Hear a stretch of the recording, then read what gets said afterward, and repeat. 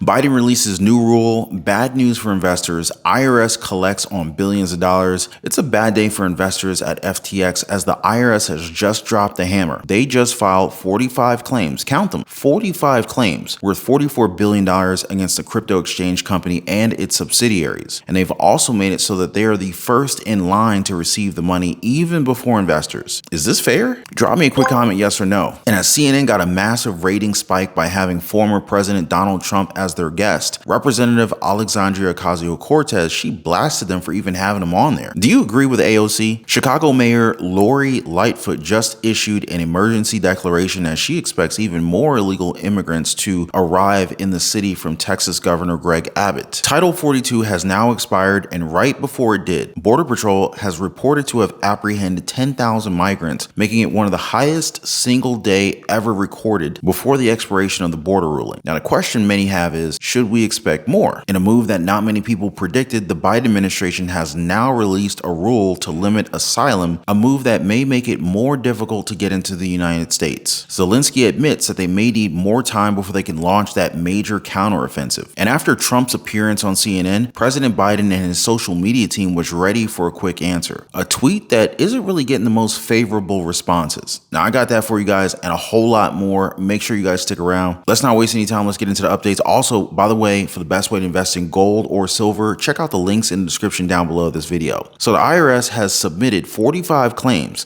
which are being recognized as admin priority against the estate of the now bankrupt crypto exchange FTX and their associated companies. And as you know, the total that's being requested is $44 billion. And since this was filed as an admin priority, the IRS could be considered more important compared to other creditors and their claims. So yes, the IRS will get their money before any investor gets a cent. Don't you just love how that works? So the IRS did release a statement about this. Here's what they said. Quote, federal law prevents the IRS from confirming or denying any correspondence with regard to any taxpayer case, end quote. Well, that statement perfectly defines a freshly cooked nothing burger. Speaking of cooking, do you think that President Biden cooked with his tweets seemingly targeted at former President Donald Trump's CNN appearance? It says, it's simple, folks. Do what you want. 4 more years of that. If you don't, pitch into our campaign, end quote. The responses on this are, well, you can go back and check for yourself, but I'll give you the gist of some of them. Now, one user asked if the donations to the Biden-Harris campaign would need to be sent to China first so that they can send it in turn to him. Another one said that the president should do something similar and have a sit-down talk with Tucker Carlson, while another person asked that President Biden have a debate with Robert Kennedy Jr. Now, I'm guessing that this is not exactly the responses that they were expecting. I guess they were expecting something like this. Check out this tweet from Democratic Representative Alexandria Ocasio-Cortez. So she says, quote, CNN should be ashamed of themselves. They have lost total control of this town hall to again be manipulated into platforming election disinformation, defenses of January 6th, and a public attack on sexual abuse victims. The audience is cheering him on and laughing at the host, end quote. Although I'm not sure if CNN's actually going to listen, as the town hall with the former president drew in 3.3 million viewers, making them the most watched cable news network for that night. To be honest, it looks like CNN is just trying to give Trump a voice here. And isn't that what these stations should be doing, for both sides to be heard, so that the decision ultimately lies with the viewer? Now with that, do you think that we're going to see President Biden make a visit to Fox anytime soon? Here's something else that might not be happening soon. Ukraine's counteroffensive.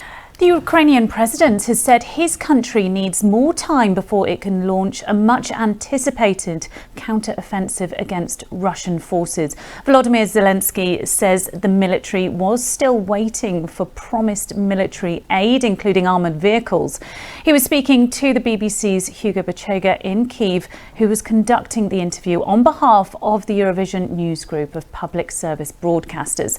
And Hugo joins me now from Kyiv. Clearly, lots to talk about. Yeah, Frankie, I think what was interesting is that the president acknowledged that some people may be tired of the war, but he also talked about success. He talked about victory. Obviously, this is the job of the president, to keep the country united, to keep morale high. But I think there is a clear understanding that this much anticipated counteroffensive is likely to be crucial for Ukraine, not only in terms of what happens on the battlefield, but also in terms of the military support that the country has received from Western countries. Their president, Volodymyr Zelensky, admitted that this attack could work, but that acting too hastily may cost them a lot of troops. Quote, with what we already have, we can go forward and I think be successful, but we'd lose a lot of people. I think that's unacceptable, so we need to wait. We still need a bit more time, end quote. When asked if he was worried of losing U.S. support if President Biden doesn't win in 2024, Zelensky stated that he believed that by the time of the presidential elections, they've already won against Russia. Now, it's easy to see that he's very confident that they're not hitting the panic button anytime soon. Now, on that note, you got Chicago Mayor Lori Lightfoot. She declared an emergency as she says that they're expecting more migrants to arrive coming in from Texas. According to her, quote, we should all understand that the crisis will likely deepen before we see it get better. So, as we move forward, the city of Chicago will have to bring additional locations online to prepare for the arrival of more individuals and families and to relieve Chicago Police Department districts. The city of Chicago is in the midst of a national humanitarian crisis, and though a unified effort in accordance with its values as a welcoming city, Chicago is doing everything that it can to respond to the urgency of this matter. The city has continued to call on federal and state governments to support the new arrival mission with much needed additional funding and resources for emergency shelter and resettlement, as there are not enough resources currently to meet the need, end quote. Anybody here from Chicago? What are you guys' thoughts on all this? Now, if you ask Homeland Security Secretary Alejandro Mayorkas, we shouldn't have to worry about the border. I want to be very clear. Our borders are not open. People who cross our border unlawfully and without a legal basis to remain will be promptly processed and removed.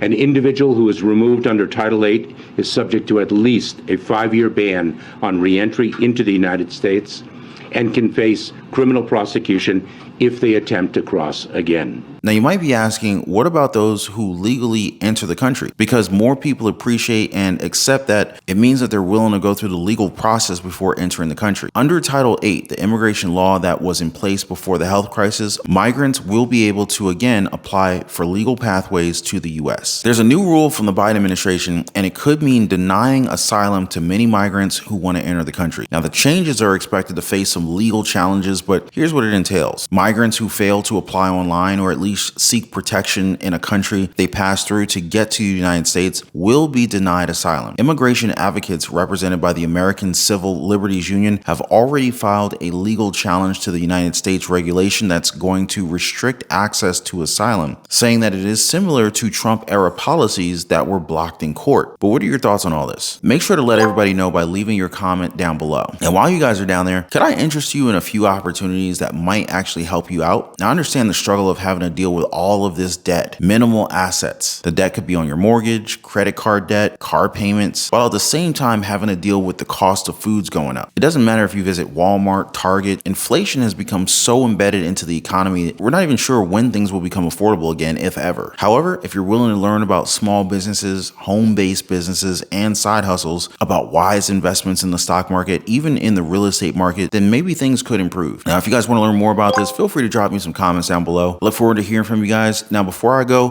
please drop a like for the video and share this video with a friend. Don't forget to subscribe for your daily dose of truth. Appreciate you guys watching. I'll catch you on the next one.